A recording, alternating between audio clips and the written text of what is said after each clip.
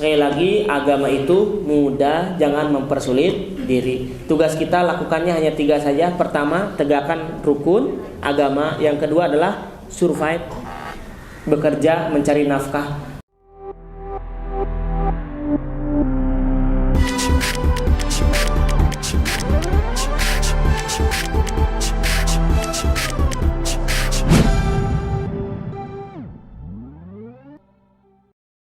Maka dalam hal ini ulama yang bijaksana menyebutkan pergantian tahun Masehi, kalau 1 Muharram itu pergantian tahun Hijriah, karena dua-duanya ada dalam Al-Quran. Baik Masehi maupun Hijriah, dua-duanya ada dalam Al-Quran. Yang jelas barangkali kalau contoh merayakan kembang api, jangan dinilai bahwa itu budaya dari luar. Itu hanya sekedar euforia saja. Orang umat Nasrani juga tidak mengatakan itu merupakan salah satu seremonial yang dimaktubkan di dalam Injil. Kita menyimaknya bahwa kalau nggak punya uang jangan boros-borosan. Daripada beli kembang api mending beli rokok sabos. Gitu kan? Mahi udut 3 bulan meureun gitu kan? Ya, daripada diduduk sekaligus dan ditungguan. Oke, anggar bakal jam 12 peting mah. Seperti itu. Jadi kita lebih ke kajian sosial. Ketika mengisi pengajian di bank, sebetulnya secara pribadi saya ingat teman saya tidak biasa nelfon, ngajak ketemuan kopi darat, lalu dengan muka sumringah beliau mengatakan, "Ustadz, saya hijrah." Alhamdulillah, pantesan atuh gaul jeung saya. Biasanya kan gaulnya jeung preman, da baheula tukang malak ke SMA gitu. Ya, ternyata beliau itu bilang hijrah.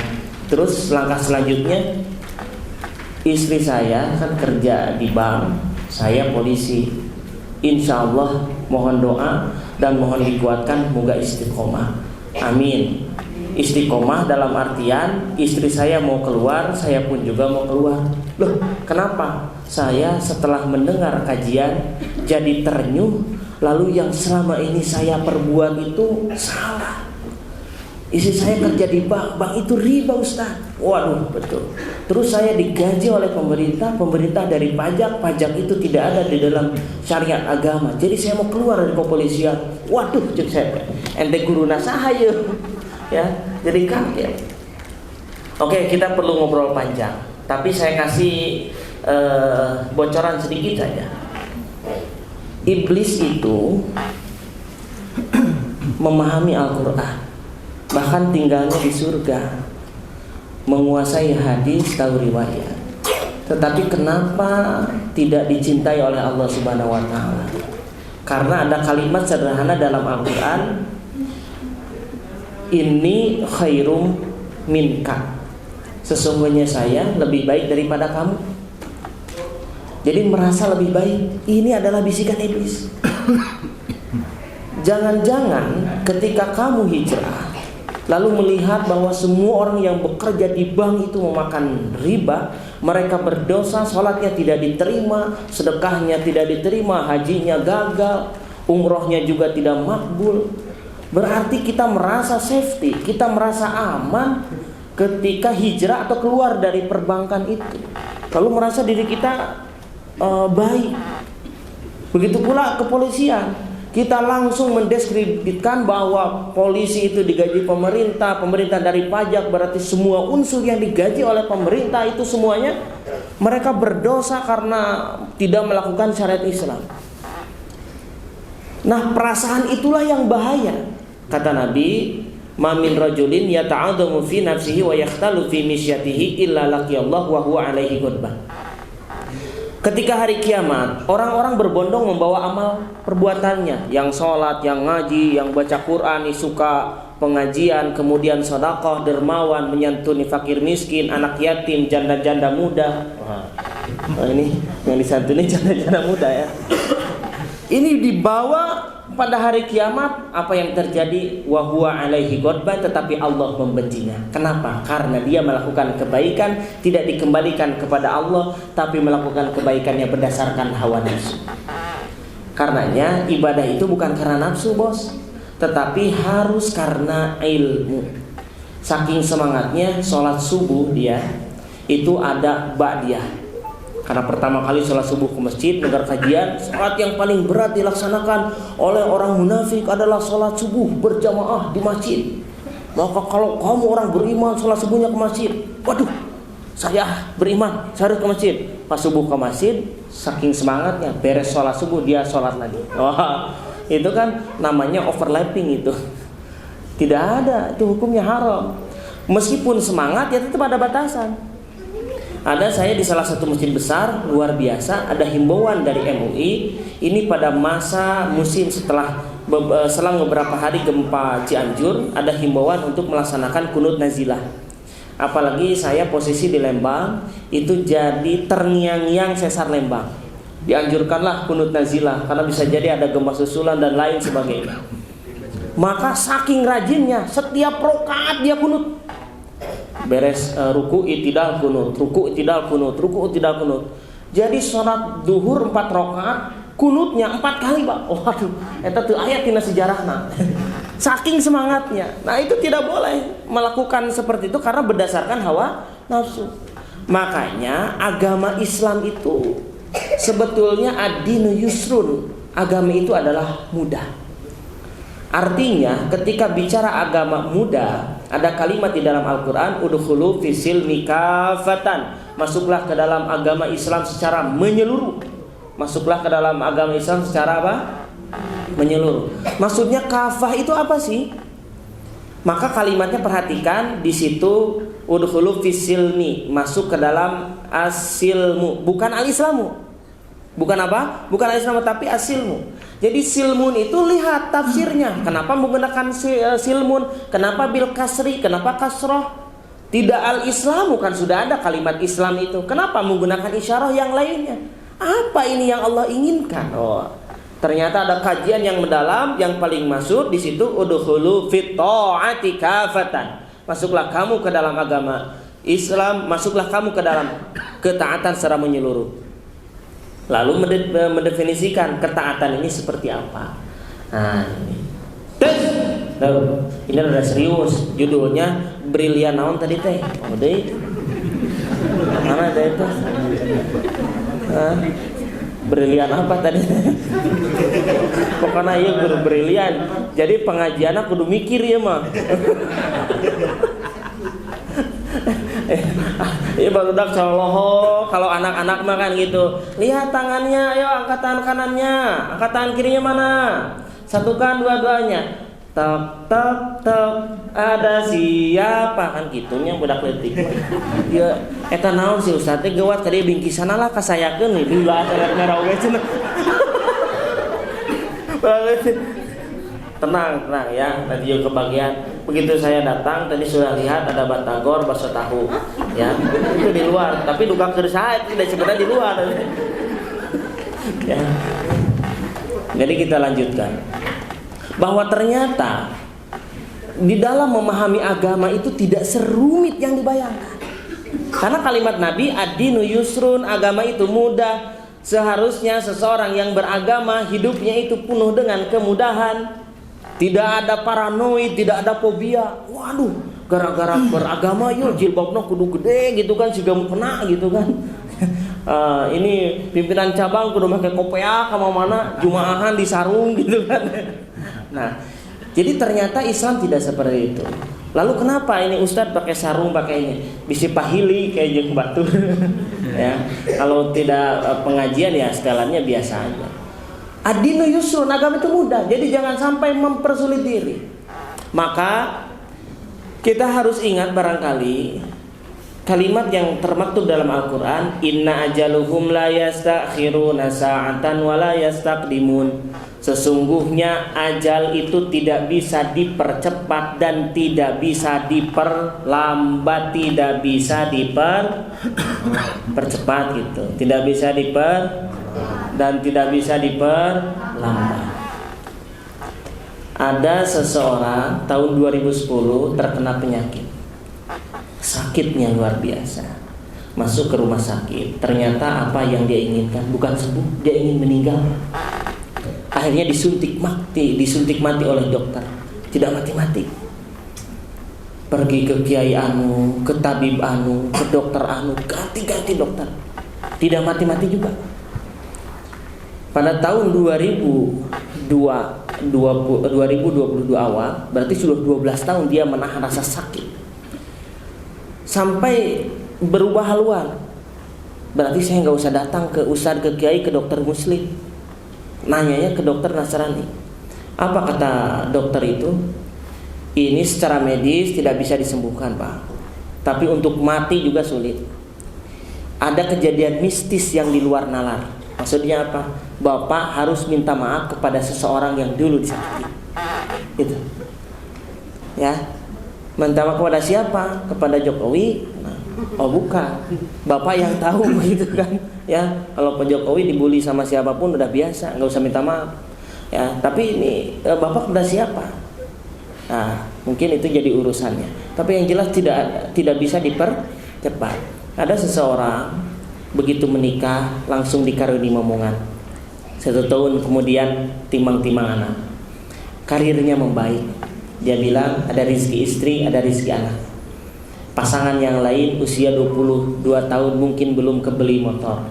Ini sudah punya rumah, punya kendaraan, mobil. Nggak tahu nyicilnya dibayar di mana ya. Tapi ternyata Allah takdirkan usia 24 tahun pada saat anaknya usia 2 tahun dia harus meninggalnya. Padahal lagi bahagia-bahagia. Dan apa yang terjadi? Tidak diawali dengan sakit, tidak diawali dengan mengeluh. Tiba-tiba meninggal dunia, kecelakaan. Ya, pulang dari tempat kerjanya. Nah ini, ajal tidak bisa dipercepat, tidak bisa juga dimundurkan. Tetapi memaknai ajal itu jangan hanya kematian, karena kalimatnya ajal. Kalimat mati itu kan ada dalam ayat lain, kullu nafsin dha'iqatul maut, tidak mati. Nah, ini inna ajaluhum, tidak inna mautahum tidak, tapi inna ajaluhum. Berarti ajal itu kita terjemahkan bukan hanya kematian, tapi ajal secara definitif itu artinya deadline, batas waktu. Kita semua punya deadline, batas waktu. Setiap hari batas waktu kita itu pada saat ini. Ba'da asar Jumat ini luar biasa yang bikin acara. Ba'da asar Jumat di antara waktu yang mustajab untuk berdoa kepada Allah Subhanahu wa taala. Setiap maghrib every day amal kita itu distorkan oleh malaikat raqib atid kepada Allah Subhanahu wa taala setiap hari. Maghrib dan subuh, makanya orang sholat maghrib di masjid tambah aurat, orang sholat subuh di masjid tambah aurat. Kenapa? Karena pas amalnya lagi diangkat pengen dalam keadaan baik, husnul khotimah setiap harinya. Dalam 1 minggu 1 kali diangkat amal itu setiap malam Jumat. Maka ada sebagian kita yang menghidupkan malam Jumat, baca Yasin, Al-Kahfi, Al-Waqi'ah, Ar-Rahman. Betul? Kemudian 1 bulan sekali ada diangkat amal itu pada Ayyamul Bid, pada malam 15 Hijriah ngambilnya, malam 15 Hijriah, pada malam puncak purnama. Maka ada yang mengakhiri malam 15 itu dengan dia iftar, berbuka, Ayyamul Bid namanya. Setiap 1 tahun sekali pada nisfu Sa'ban. Maka ada yang melaksanakan sholat sunat nisfu Sa'ban dan ada juga yang puasa. Agar apa? Pada saat deadline, pada saat dia habis batas waktunya di hari itu dalam keadaan husnul khotimah. Kan setiap hari juga kita gitu. Masuk pagi fingerprint di sini atau masih ketokan. Fingerprint misalkan atau apalah istilahnya ngabsen. Ternyata jam 12 keluar ya, makan siang, tidak balik lagi ke kantor, nggak bawa SPPD. Dianggap masuk atau tidak pada saat dia tidak ini keluar? Dianggap masuk atau tidak? Kenapa? Karena ininya error. Oh ini asup deina jam 7 misalkan, jam 7 besok harinya lagi. Berarti dia tidak anggap masuk. Kenapa? Su'ul khotimah namanya. Orang berbuat baik aja ini, pas mau pensiun ternyata dia waduh selingkuh sama mertuanya. Waduh, bilang ya, ini su'ul khotimah ini. Begitu. Padahal karirnya baik misalkan. Ini su'ul khotimah. Ini deadline itu setiap saat. Di kantor juga demikian. Di perusahaan demikian, ada deadline setiap saat, setiap hari. Maka akhiri hari ini dengan perbuatan yang baik seperti yang dilakukan di BRI Kopo ini, insya Allah mendapatkan rahmat dari Allah Subhanahu wa Ta'ala. Bicara tentang waktu kita yang terbatas, maka tentu dalam melaksanakan kemudahan beragama itu juga terbatas. Biqadri istita'ah, sesuai dengan kemampuan kita. 3 saja yang perlu dilakukan. Pertama, mari bersama-sama kita menyempurnakan arkanuddin, rukun agama. Menyempurnakan apa? Rukun agama. Rukun agama diajarkan malaikat Jibril kepada Kangjeng Nabi Muhammad SAW ada 3. Iman, Islam, Ihsan. Apa? Iman, Islam, Ihsan. Iman itu percaya kepada Allah dengan mengokohkan keyakinan di dalam hati kita, dikeluarkan melalui ucapan kalimat thayyibah la ilaha illallah, summastaqamu, lalu ditetapkan di dalam hati bahwa tiada Tuhan selain Allah, tidak ada yang wajib kita sembah selain Allah, tiada yang memberikan rizki selain Allah, tiada yang menjodohkan kita selain Allah, tidak ada yang mematikan kita, menghidupkan kita selain Allah Subhanahu wa Ta'ala. Jadi kita nggak usah ngurusi apa yang jadi hak prerogatif Allah Subhanahu wa Ta'ala. Jodoh pati bagja cilaka, pancik istilah orang Sunda mah, itu adalah haknya Allah Subhanahu wa Ta'ala. Gak usah kita terlalu khawatir tentang rizki kita, gak usah khawatir tentang jodoh kita, gak usah khawatir kapan kita mati, gak usah khawatir, itu urusan Allah Subhanahu wa Ta'ala. Kita tinggal beriman kepada Allah, summastaqamu, lalu kokohkan di dalam hati. Yang kedua adalah Islam. Apa itu Islam? Salat. Orang Islam salat, yang tidak Islam tidak salat. Maka disebut as-salatu imaduddin, paman aqamaha faqad aqamaddin, wa man tarakaha faqad hadamaddin. KTP-nya Islam, aktanya Islam, kartu keluarganya Islam, tapi teu salat, Islam eta. Ya kan? Enggak jadi Islamnya. Dia mungkin KTP-nya masih kafir, mualaf ya misalkan ya. KTP-nya kafir, kartu keluarganya kafir atau non muslim, di dalam aktanya juga masih non muslim, tapi melaksanakan sholat Islam itu. Jadi pondasi daripada Islam itu adalah sholat. Innama yuhasabu bihil amdu yaumal qiyamati, inna awwala ma yuhasabu bihil amdu yaumal qiyamah as-sholat. Pertama kali ini oleh Allah adalah sholatnya. Ada sholat maka sedekahnya dinilai, zakatnya dinilai, puasanya dinilai. Kalau nggak ada sholat semuanya hangus. Ibarat sholat itu angka 1, 0 berapapun nggak ada satunya nggak kaci. Setuju nggak? Ya itu. Jadi 1 itu penting. 0-nya sedekah, 0-nya umroh, 0-nya haji, 0-nya menyantuni fakir miskin, 0-nya tambah 1 sholat. Jadi itu. Kalau nggak ada sholat nggak jadi. Maka ini penting, Islam itu sholat. Yang mengajarkan sholat itu metodologinya disebut metodologi fikih. Maka kita harus paham fikih.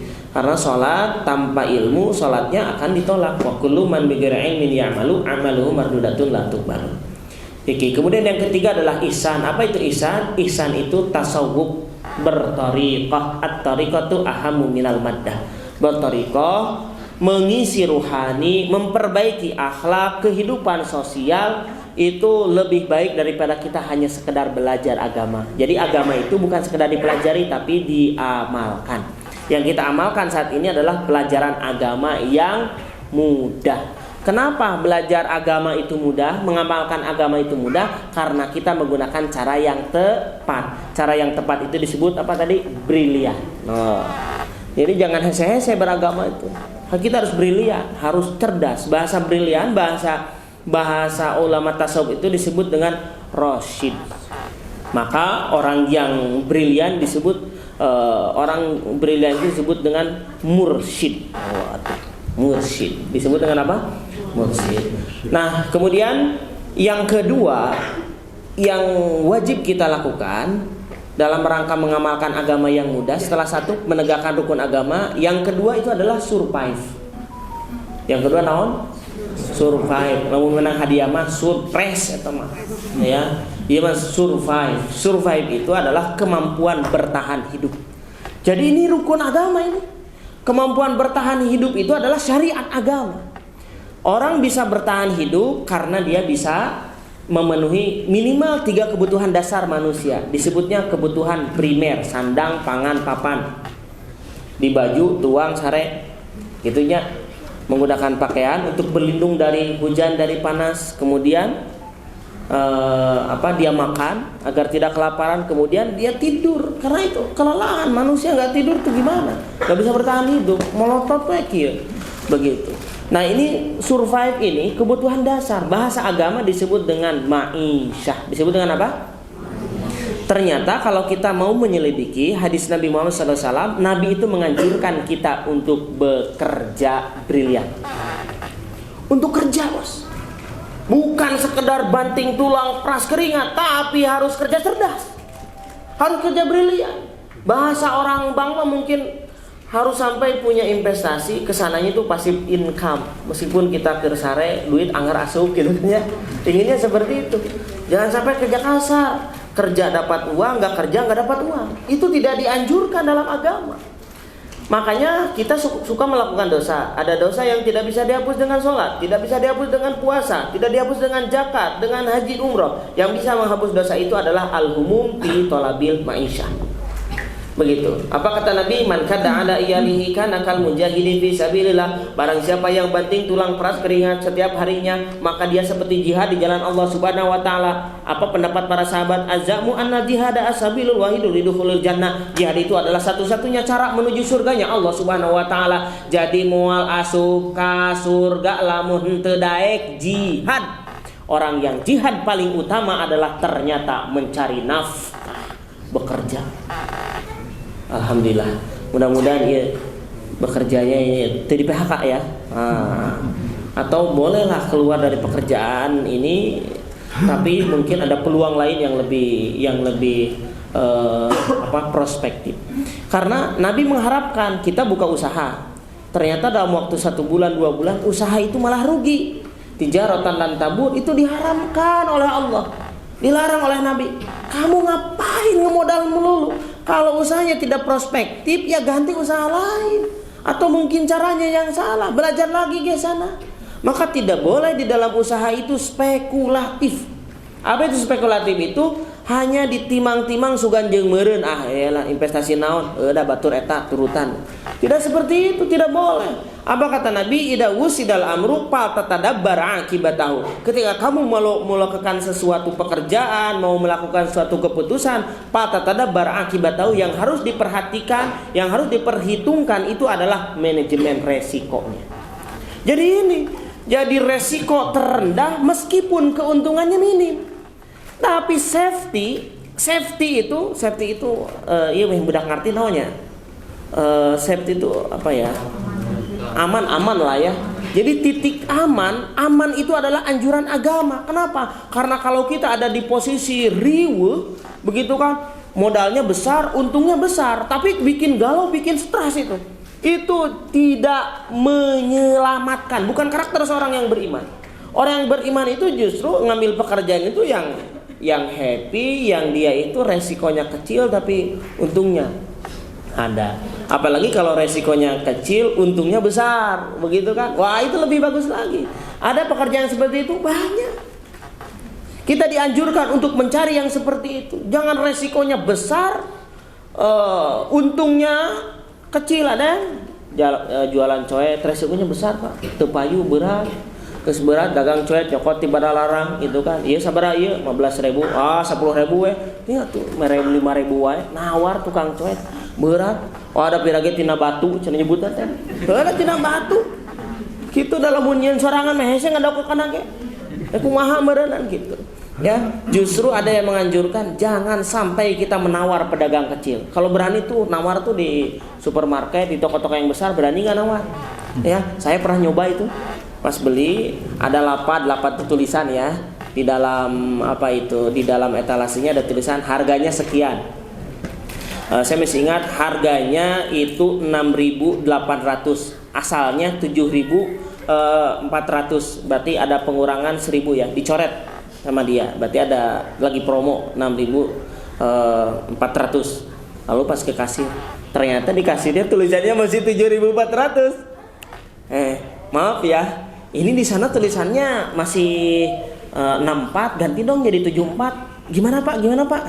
Maaf pak, biar saya perbaiki. Ini pak, berapa belinya? Beli 4, ini pak 4.000. Bukan masalah 4.000 bos, ya ger parkir ya. Ini tapi kalau misalkan harganya masih 74 ya tulis aja 74, jangan 64. Begitu. Oh ya, saya perbaiki. Sarieun sieun viral samaruk bener urang teh YouTuber padahal mah hese dengan subscriber hiji oge. Ya. Seperti itu. Ya. Jadi kita dalam melakukan sesuatu itu harus perhatikan resikonya. Kalau resikonya minim, lakukan. Tidak usah dalam rupa tatabar akibat tahu. Karena ada kewajiban kita untuk survive bertahan. Ini di kantor kita nih, kalau udah nggak nyaman, jangan dipaksakan. Daripada hese gawe teka pakai atau istilah Sundanya awet rajin.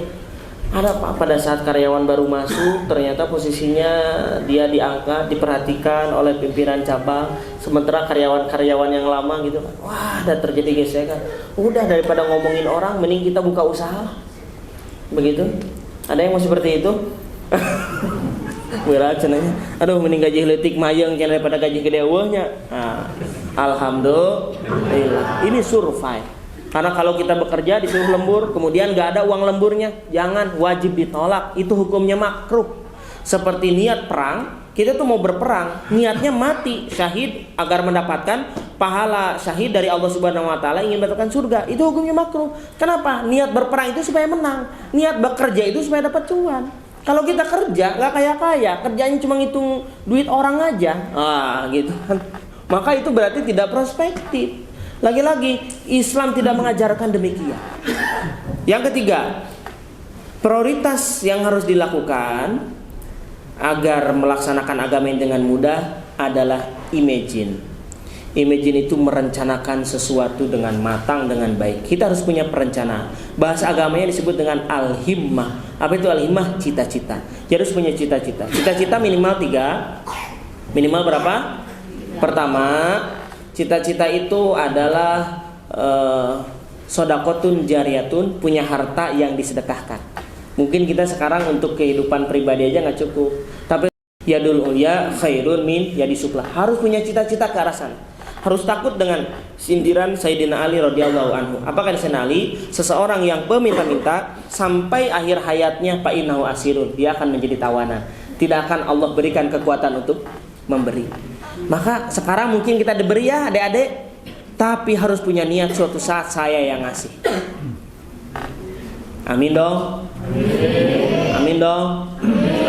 Suatu saat kita yang memberi. Latihan sekarang ngasih nih. Dapat cocolatos 3, kasihin ke mama setengah. Karena mama nggak suka cocolatos, sukanya uang. Cocolatosnya ambil, uangnya kasih ke mama. Wah begitu. Kita latihan. Ya dulu ya khairun min yadisuflah. Karena kalau tidak punya niat untuk memberi, kita akan jadi tawanan seumur hidupnya. Nomor kedua, ilmun yuntafa'u bihi, punya keahlian, punya wawasan, punya kemampuan, punya profesi yang bisa diwariskan kepada yang lain. Punya keilmuan yang ilmu itu bisa diturunkan kepada yang lain, mengajarkan orang lain. Ingat perkataan Bob Sadino, pengusaha yang baik adalah pengusaha yang mampu menjadikan karyawannya pengusaha. Begitu ya, berarti pimpinan cabang yang baik adalah yang mampu menjadikan rekannya pimpinan cabang di cabang yang lain ya. Atau nih posisinya ganti ini, lu gua naik nih ke pusat, wah misalkan seperti itu ya. Jadi pengusaha yang baik adalah yang mampu menjadikan karyawannya adalah pengusaha juga. Berarti seorang guru yang baik yang mampu menjadikan anak didiknya nanti seorang pengajar dan seterusnya. Kemudian yang ketiga, waladun salihun yadulahu, punya cita-citalah jadi punya cita-cita punya anak yang mendoakan kedua orang tuanya. Itu yang bisa kita lakukan dalam rangka menghisab diri kita di akhir tahun. Sekali lagi, agama itu mudah, jangan mempersulit diri. Tugas kita lakukannya hanya 3 saja. Pertama, tegakkan rukun agama. Yang kedua adalah survive, bekerja, mencari nafkah.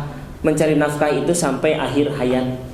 Jangan ngerasa udah pensiun, sudah aja selesai. Emang pensiun kerja, pensiun makan juga, tetap harus makan. Mending punya pensiunan. P3K mah tegaduh pensiunan. Harus honorer tak aya pensiunan. Berarti kita harus persiapan itu dari sekarang. Kalau kita ditakdirkan oleh Allah panjang usia, lalu ternyata anak-anak kita juga kere. Karena ada yang penelitian bahwa anak zaman sekarang kelahiran 90 2000 itu tidak sanggup punya rumah sendiri. Kenapa? Karena kebiasaan konsumtifnya, gaya. Itu gaya. Tahu gaya? Oh, HP pemahal-mahal gitu kan. Hari jajan Batagor minta ke babaturan. Nah, itu kan. Si atuh maneh teh HP teh hana saya gaya pulsana sinyalnya tidak kuat kan begitu. Ya, ini. Jadi ini kemudian cicilan we numpuk gitu kan. Jeung ieu pihak bank teh sok ieu kanu cicilan teh nawaran kredit, Pak. Ini sudah hampir lunas mau pinjam lagi, Pak. Ini bisa di-up cenah. Itu dah. Ya, seperti itu. Jadi ini kita harus bijak ya menghadapi itu. Kemudian yang ketiga itu apa? Imagine, punya perencanaan, punya cita-cita.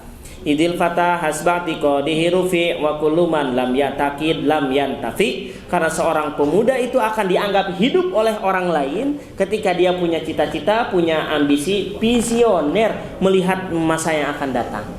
Begitu. Ada satu ditutup dengan satu kisah. Teman saya pernah yang kalau yang tadi ya, dia nggak keluar dari bank, alhamdulillah dikasih pencerahan lagi. Nah sekarang karirnya baik. Kemudian satu lagi dia bakal diangkat sekarang jadi kapolsek di salah satu salah satu polsek ya di kota Bandung. Terakhir ada teman saya keluar dari bank, bahasanya sederhana, saya tidak mau mengelola keuangan riba katanya. Jadi mau buka bank syariah. Dia alhamdulillah buka bank syariah 10 tahun, wah melejit luar biasa. Tapi ternyata Allah uji lagi, dalam waktu seketika dia kolaps dan sekarang bergabung lagi ke bank konvensional. Jadi kita tidak usah ragu ya, harus yakin karena ada fatwa yang menyebutkan, Darul Ifta mengeluarkan fatwa tahun 2003 bahwa bank konvensional itu hukumnya adalah halal. Udah, tidak usah repot-repot bank syariah nu gawena orang-orang kene teu ngarti kana agama ge. Ada buku bank syariah tentang konsep ekonomi syariah. Prof, bukannya belajarnya Keynesian, kenapa ini konsep bank syariah? Kan mau belajar ke ustad. Makanya dia menerapkan ilmu keuangan syariah, maca Quran karek diajar, pan begitu. Kenapa? Ya udahlah kita tidak usah ini, yang penting kita harus yakin bekerja kita berkah, insya Allah dapat pahala. Apalagi ini membantu anak-anak yatim, anak-anak duafa, insya Allah akan dibalas berkali lipat oleh Allah Subhanahu Wa Taala. Itunya. Doanya anak yatim diijabah, doanya para ibu ini diijabah. Ini ibunya atau pengasuhnya? Nah, pengasuhnya. Doanya diijabah, doa kita semua juga diijabah.